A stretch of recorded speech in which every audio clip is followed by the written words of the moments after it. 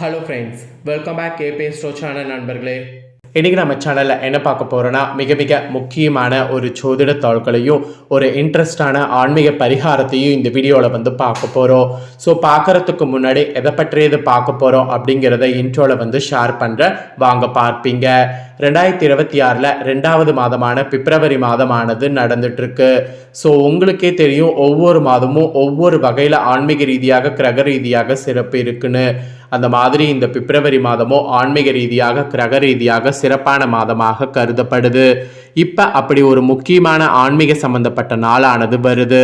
அது என்னைக்குன்னா பிப்ரவரியுடைய 15ஆம் தேதி, அன்னைக்கு மாசியுடைய 3ஆம் நாள், கிழமை ஞாயிற்றுக்கிழமை. அன்னைக்கு என்னன்னா சிவராத்திரியானது வருது. ஸோ 12 மாதங்களில் வரக்கூடிய சிவராத்திரியிலே மாசியில் வரக்கூடிய சிவராத்திரி தான் மகா சிவராத்திரி என்று அழைக்கப்படுது.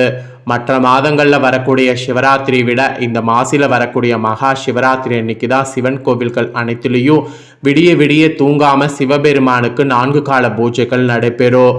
அப்பேற்பட்ட மகா சிவராத்திரி அன்னைக்கு கிரகங்களால் நிறைய யோகங்கள் உருவாகுது. அந்த யோகங்கள் ஒவ்வொரு ராசிக்கும் ஒவ்வொரு வகையில் பலனை கொடுக்கும். அப்படி கொடுக்கக்கூடிய பலனை அந்தந்த ராசிக்காரங்க தெரிஞ்சு பலன் பெறணுங்கிறதுனால ஒவ்வொரு ராசிக்கும் என்ன பலன் கிடைக்கும் அப்படிங்கிறத ஷேர் பண்ணிட்டு வரேன். அதில் சிம்மம் ராசிக்காரங்களுக்கு இந்த வீடியோவில் ஷேர் பண்ண போகிறேன். சிம்மம் ராசியில் பிறந்த நேயர்கள் யாராக இருந்தாலும் இந்த ஒரு வீடியோவை ஃபுல்லாக பாருங்கள். உங்கள் ராசிக்கு கிரகங்களால் மகா சிவராத்திரியிலேருந்து என்ன மாதிரியான பலன் கிடைக்கும் அப்படிங்கிறத தெரிஞ்சு அதற்கேற்ப நடந்து பலன் பெறுங்க. அதே போல் இந்த மகா சிவராத்திரி சிவ வழிபாடு மட்டும் இல்லாமல் ஒரு சிறப்பு பரிகாரம் செய்கிறதுக்கு உகந்த நாளும் கூட. அதனால் இந்த நாளில் செய்ய வேண்டிய பரிகாரத்தையும் சொல்ல போகிறேன். அந்த பரிகாரம் என்ன, அதை எப்படி செய்யணும், அதை செய்கிறதுனால என்ன மாதிரி தலையெழுத்து மாறும் அப்படிங்கிறதையும் உங்களுக்கு ஷேர் பண்ணுறேன். அதையும் இந்த வீடியோவில் சிம்மம் ராசிக்காரங்க தெரிஞ்சுக்குங்க. ஸோ தெரிஞ்சு அதற்கேற்ப நடந்து பயன் பெறுங்க. சிம்மம் ராசிக்காரங்க மகம் பூரம் உத்திரம் 1ஆம் பாதத்தில் பிறந்தவங்களுக்கு நான் சொல்லக்கூடிய கணிப்பு கரெக்டாக இருக்கும். ஸோ சிம்மம் ராசி இந்த நட்சத்திரத்தில் பிறந்தவங்க வீடியோவை ஃபுல்லாக பாருங்கள். முதல்ல இந்த மகா சிவராத்திரியில் கிரகநிலைகள் உங்களுக்கு எப்படி அமைஞ்சிருக்குங்கிறத சொல்லிடுறேன், அதை முதல்ல தெரிஞ்சுக்குங்க. ராசியில் கேது, தைரிய வீரிய ஸ்தானத்தில் சூரிய புதன் சுக்கிரன், சுகஸ்தானத்தில் செவ்வாய், கலஸ்தரஸ்தானத்தில் சனி வகரத்தோடு கூட ராகு, விரயஸ்தானத்தில் குரு. இந்த மாதிரி கிரகநிலைகள் உங்களுக்கு அமைஞ்சிருக்கு. இப்படி கிரகநிலைகள் அமைந்த அடிப்படையில் தான் உங்களுக்கான பலன்களே குறிப்பிடப்பட்டிருக்கு. ஸோ அந்த பலன்களை தான் இப்போ நான் உங்களுக்கு ஷேர் பண்ண போகிறேன். ஸோ அந்த பலன்கள் என்னங்கிறத சிம்மம் ராசிக்காரங்க தெளிவாக தெரிஞ்சுக்குங்க. தெரிஞ்சு அதற்கேற்ப நடந்து பயன் பெறுங்க. ஸோ பலன்கள் இப்போ பார்க்கலாமா வாங்க. இந்த மகா சிவராத்திரியிலிருந்து தைரிய வீரியஸ்தானம் பலமாக இருப்பதால் பாக்கிஸ்தானமும் பலமாகிறது. இதனால் எந்த காரியத்திலும் வேகமும் விவேகமும் அதிகரிக்கும். தந்தையின் உடல்நிலையில் முன்னேற்றமானது காணப்படும். பூர்வீக சொத்துக்களில் இருந்த பிரச்சனைகளில் சாதகமான நிலையானது காணப்படும். அதுவும் தான தர்மம் செய்யவோ ஆன்மீக பணிகளில் ஈடுபடவோ உங்களுக்கு நிறைய எண்ணங்கள் தோன்றும். நீண்ட தூர பயணங்கள் செல்ல வாய்ப்புகள் நேரலாம். அதனால் பயணத்தின் போது கவனம் தேவை. அதுக்கப்புறம் தொழில் வியாபாரம் தொடர்பான பணிகளில் நிதானமாக போக்கு காணப்படும். அதுவும் வியாபார போட்டிகள் இருந்தாலும் அதனால் பாதிப்பு இருக்காது, பயப்பட வேண்டாம். உத்தியோகத்தில் இருப்பவங்க கவனமாக பணிகளை கவனிப்பது நல்லது. எதிர்பாராத இடமாற்றம் சிலருக்கு உண்டாகும். உத்தியோக மாற்றமும் உண்டாகலாம். குடும்பத்தில் எதிர்பாராத செலவு ஒரு பக்கம் உண்டாகும். அதுவும் கணவன் மனைவிக்கிடையே திடீர் மன வருத்தம் ஏற்படலாம். பிள்ளைகளுடைய செயல்பாடுகள் மனதுக்கு திருப்தி அளிப்பதாக இருக்கும். உறவினர்களுடன் பக்குவமாக பேசுவது நல்லது. வழக்குகளில் சாதகமான போக்கு காணப்படும். அதுவும் பெண்கள் நீங்கள் எதிர்பார்த்த உதவி கிடைப்பதில் தாமதம் ஏற்படும். அதோடு கலைத்துறையில் இருக்கிறவங்களுக்கு செயல் திறமையானது இந்த மகா சிவராத்திரியிலிருந்து அதிகரிக்கும். அப்புறம் அரசியல் துறையில் இருக்கிறவங்களுக்கு நீண்ட நாட்களாக இழுபறியாக இருந்த ஒரு வேலையை செய்து முடிப்பீங்க. அரசு தொடர்பான பணிகளில் சாதகமான பலன் கிடைக்கும். மாணவர்களுக்கு கூட தடைகளை தாண்டி கல்வியை கற்க செய்யக்கூடிய முயற்சி வெற்றி பெறும். சிறப்பாக படித்தீங்கன்னா எல்லாமே முடிக்க முடியும். இந்த மாதிரி சிறப்பு பலன்கள் உங்கள் ராசிக்கு நிறைய கிடைக்கும் என்பது இந்த சிவராத்திரிக்கு பிறகு குறிப்பிடப்படுது. இதில் உங்கள் நட்சத்திரத்துக்கு ஏற்ப பார்க்கும்போது ஃபர்ஸ்ட் மகம்ல பிறந்த சிம்மம் ராசிக்கு குறிப்பிடப்பட்டிருக்கு.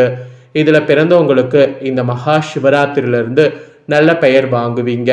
மூலதானத்திற்கு தேவையான பணம் வந்து குவியும். எதிரிகள் வகையில் சற்று கவனமோடு செயல்படணும். எல்லாத்தையுமே சரியாக பயன்படுத்தி கொள்ள அது ஒன்று தான் உங்களுக்கான வழி.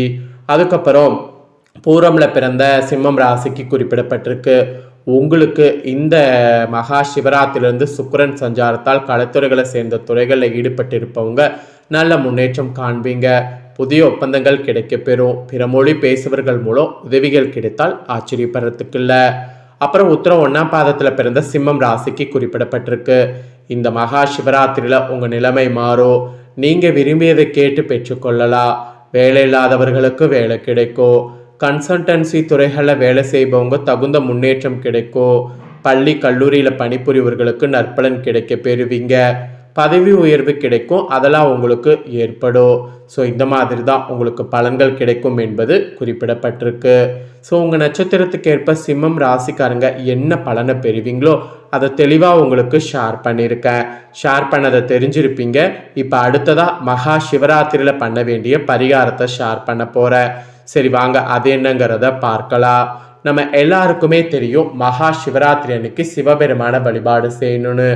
இரவு கண் விழிக்கணும். இப்படி செய்தால் முன்ஜென்ம பாவங்கள் கர்ம வினைகள் தீருங்கிறது சொல்லப்படுது. ஸோ சிவ வழிபாடு மட்டுமே இந்த நாளுக்கு சொந்தமானதா என்று கேட்டால் கிடையாது. இந்த மாசி மாத மகா சிவராத்திரி நாளும் மாசி மாத அமாவாசையும் குலதெய்வ வழிபாட்டுக்கு உரிய நாளாக சொல்லப்படுது. ஸோ உங்கள் குடும்பத்திற்கு குலதெய்வத்தினுடைய ஆசீர்வாதம் பரிபூர்ணமாக தேவை என்றால் இந்த மாசி மாத மகா சிவராத்திரி அன்னைக்கு குலதெய்வத்தை கட்டாய வழிபாடு செய்ய வேண்டும். எந்த முறையிலெல்லாம் இந்த தினம் குலதெய்வத்தை வழிபாடு செய்வது அப்படிங்கிற ஆன்மீக விஷயத்தை தான் இந்த வீடியோவில் வந்து சொல்ல போகிறேன். ஸோ முதல் வழிபாடாக மானசீகமாக மனதார குலதெய்வத்துடைய பெயரை 3 முறை சொல்லி பூஜைகளை விளக்கேற்றி குலதெய்வமான நீதான் எங்களுடைய குடும்பத்தை காத்தருள வேண்டும், குலதெய்வம் எப்போதும் எங்கள் வீட்டில் தங்கி அருளாசியை வழங்க வேண்டும் என்று பிரார்த்தனை வைத்தாலே குலதெய்வத்தினுடைய பரிபூர்ண அருள் உங்களுக்கு கிடைத்துவிடும். சரி, இது ஒரு பக்கம் இருக்கட்டும். சில பேர் குடும்பத்தில் குலதெய்வ கோபம், குலதெய்வ சாபம், குலதெய்வ வீட்டில் இல்லை, குலதெய்வ கோவிலுக்கு செல்ல முடியவில்லை, தடையாக இருக்கிறது, வீட்டில் சுபகாரிய தடை என்ற பிரச்சனையெல்லாம் இருக்குது. அப்படிப்பட்டவங்க என்ன செய்வதுன்னா இந்த மாசி மாத மகா சிவராத்திரி அன்னைக்கு இல்லைனா அடுத்த நாள் வரக்கூடிய மாசி அமாவாசை நாள் அன்னைக்கு உங்கள் குலதெய்வ கோவிலுக்கு குடும்பத்தோடு செல்ல வேண்டும். உங்கள் குடும்பத்தோடு செல்லலாம். உங்களுடைய அங்காளி பங்காளிகளை கூட்டிக் கொண்டு குலதெய்வ கோவிலுக்கு செல்வது இன்னும் சிறப்பான பலனை கொடுக்கும் என்பது குறிப்பிடப்படுது. அடுத்தபடியாக குலதெய்வ கோவிலுக்கு உங்களால் முடிந்த பொருட்களை வாங்கி தானம் செய்யலாம். உங்கள் குலதெய்வ கோவிலுக்கு என்ன சிறப்போ அதை வாங்கி தானமாக கொடுங்க. அம்பாள் என்றால் புடவை, ஆண் தெய்வமாக இருந்தால் அங்கவஸ்திரம், அல்லது சில தெய்வங்களுக்கு மிகவும் பிடித்த பொருட்கள் இருக்கிறது அல்லவா, அது போல ஏதாவது பொருட்கள் இருந்தாலும் நீங்கள் அந்த பொருட்களை அந்த கோவிலுக்கு வாங்கி கொடுத்து பலனை பெற்றுக்கொள்ளுங்க. நீங்கள் சொந்த ஊரில் இல்லை வெளியூரில் இருக்கிறீங்க, குலதெய்வ கோவிலுக்கு செல்வது சிரமம் என்றால் உங்களுடைய குலதெய்வ பேர்லேயே உங்கள் ஊருக்குள்ளே ஒரு தெய்வம் இருக்கும்ல. இப்போ உதாரணம் பழனி முருகன் உங்கள் குலதெய்வம் என்றால் உங்கள் ஊரில் இருக்கக்கூடிய முருகன் கோவிலுக்கு சென்று பழனி முருகனுக்கு செவ்வரளி பூ வாங்கி கொடுக்குற மாதிரி அந்த முருகனுக்கு வாங்கி கொடுத்து உங்கள் குடும்ப பெயர்களை சொல்லி அர்ச்சனை செய்து கொள்ளலாம். இது போல ஒரு வழிபாட்டு முறையும் இந்த தினம் உங்களுக்கு சொல்லப்படுது. குலதெய்வ கோவிலுக்கு உங்களுக்கு பணம் அனுப்ப முடியும். அங்கே தெரிந்தவர் சொந்தக்காரங்க இருக்கிறாங்கன்னா அவங்களுக்கு பணம் அனுப்பி வைத்தால் ஏதாவது பொருளை அவர் வாங்கி கொடுப்பாங்க என்றால் அதுபடி குலதெய்வ கோவிலுக்கு ஏதாவது ஒரு பொருளை கொண்டு சேர்க்கலாம். இதுவும் ஒரு வழி. இதையெல்லாம் தாண்டி இறுதியாக ஒரு பரிகாரம் உங்களுக்கு சொல்லப்படுது. இந்த பரிகாரத்தை செய்தால் உங்கள் கஷ்டங்கள் எல்லாம் தண்ணீரோட தண்ணீராக கரைந்து காணாமல் போகும். உங்கள் குலதெய்வத்துடைய பெயரை சொல்லி ஒரு கட்டி வெள்ளம் வாங்கி கொள்ளுங்க. அந்த வெள்ளத்தை வாங்கி உங்கள் குலதெய்வ கோவிலில் இருக்கக்கூடிய குளத்திலேயே அந்த வெள்ளத்தை கரைத்து விட வேண்டும். வாய்ப்பு இருக்கிறது என்றால் அந்த வெள்ளத்தை தண்ணீரில் உங்கள் கையை கொண்டு கரைத்து விடுங்க. குலதெய்வ கோவிலில் கிணறு தான் இருக்கிறது என்றால் வெள்ளக்கட்டியை அந்த தண்ணீருக்குள்ளே போட்டு விடுங்க. எதுவுமே இல்லை என்றால் குலதெய்வ கோவிலில் ஒரு அகலமான பாத்திரத்தில் தண்ணீர் எடுத்து அந்த வெள்ளத்தை தண்ணீரில் கரைத்து அந்த தண்ணீரை உங்கள் குலதெய்வ கோவில் மண்ணில் கொட்டி விட்டு வருவது மிக மிக சிறப்பு. குலதெய்வ கோவிலுக்கு போக முடியாது என்பவங்க உங்கள் ஊர் ஆத்தங்கரையில் இந்த வெள்ளத்தை வாங்கி குலதெய்வ பெயரை சொல்லி கரைக்கலாம். அதுவும் முடியாது என்பவர்கள் வீட்டிலே ஒரு பாத்திரத்தில் தண்ணீர் எடுத்து ஒரு கட்டி வெள்ளத்தை அந்த தண்ணீரில் போட்டு கரைத்து மண்பாங்கான இடத்துல கொட்டி விடலாம். இந்த மகா சிவராத்திரி தினத்தில் வெள்ளத்தை தண்ணீரில் யார் கையால் கரைக்கிறீங்களோ உங்களுக்கு துன்பம் தண்ணீரோடு தண்ணீராக கரைந்து போகும் என்பது நம்பிக்கை. வெள்ளத்தை தண்ணீரில் கரைக்கும் போது உங்களுடைய கஷ்டம், உங்களுடைய நோய் நொடி, துன்பம், கடனும் இது போல தண்ணீரில் கரைந்து காணாமல் போக வேண்டும் என்று வேண்டிக் கொள்ளுங்க. குலதெய்வத்தை நினைத்து நான் சொன்ன இந்த பரிகாரங்களை ஏதாவது ஒரு பரிகாரத்தை இந்த நாளில் செய்யக்கூடிய உங்கள் ராசிக்காரங்களுக்கு முழு பலன் வந்து சேரும். ஸோ நம்பிக்கையோட இந்த பரிகாரத்தை செய்திடுங்க. ஸோ இந்த வீடியோவை சிம்மம் ராசிக்காரங்க ஸ்கிப் பண்ணாமல் பார்த்துருந்தீங்கன்னா உங்களுக்கு ஒரு ஐடியா கிடைச்சிருக்கோ.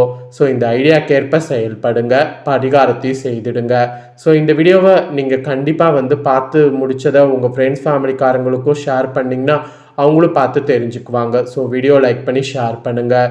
நெக்ஸ்ட்டு இதே போல் நம்ம சேனலில் நிறைய அப்டேட்டான வீடியோ வரும். அதையெல்லாமே உடனுக்குடனே தெரிந்து கொள்ள மறக்காமல் நம்ம சேனலை சப்ஸ்கிரைப் பண்ணுங்கள், கூட பெல் பண்ண ப்ரெஸ் பண்ணுங்கள். ஃபஸ்ட் டைம் பார்க்குறவங்க சப்ஸ்கிரைப் பண்ணலன்னா சப்ஸ்கிரைப் பண்ணி பெல் பண்ண ப்ரெஸ் பண்ணிட்டீங்கன்னா இனி நான் போகிற மற்ற அப்டேட்டான எல்லா வீடியோஸும் உடனுக்குடனே தெரிந்து கொள்ளலாம். சப்ஸ்கிரைப் பண்ணி சப்போர்ட் பண்ணுங்கள். வேறொரு வீடியோவில் சந்திக்கிறேன். நன்றி, வணக்கம்.